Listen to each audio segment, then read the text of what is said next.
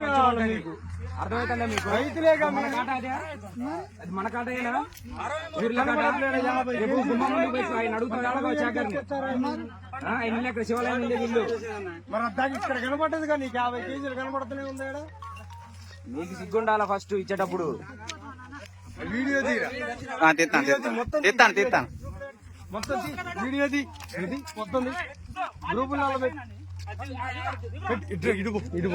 ఎదురుపోయి మొత్తం నలుగురు నాటకాలు దిగుతారు.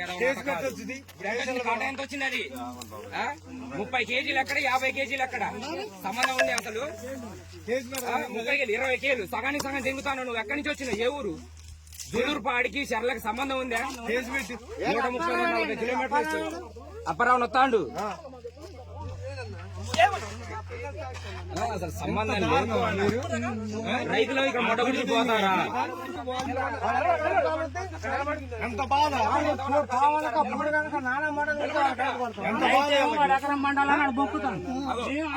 కాటా కూడా 30 కేజీలు వచ్చిందట. మన కాట మీద 50 కేజీలు వస్తాను. 20 కేజీలు మోసం, 20 కేజీలు తేడా.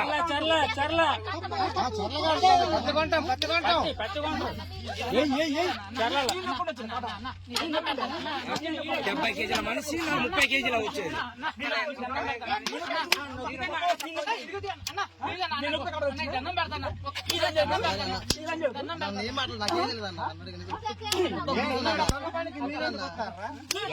తెలిసి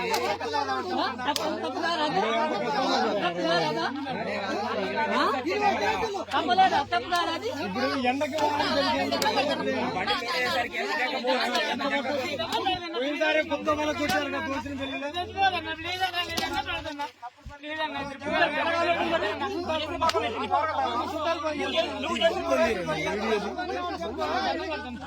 మోసం చేస్తాను.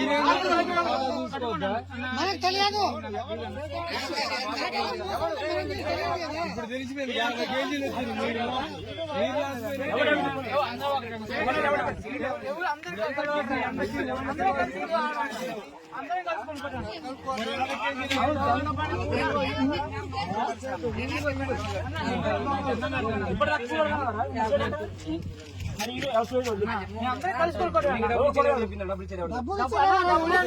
కలిపే అన్న నీకు వచ్చాను ప్రామిస్ అన్న. దైవ సాక్షిలు అవుతున్నా అన్న. ఇక్కడ గొడ్డలతో నరికి ఇందులో పార్కింగ్ చేస్తారు. గొడ్డ గుడిచి పోతారు మీరు. మా గురించి తెలవదు. అదే అట నువ్వు కలిసిన ఎవరంటే అంత గట్లే ఉంటది. చివరికి రమ్మని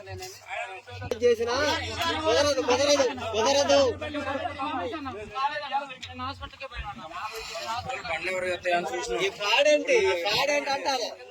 1 కేజీ కాదు 2 కేజీలు కాదు. అది 1 కేజీ 1/2 కేజీ అన్న ఒక లెక్క ఉంటది కదా.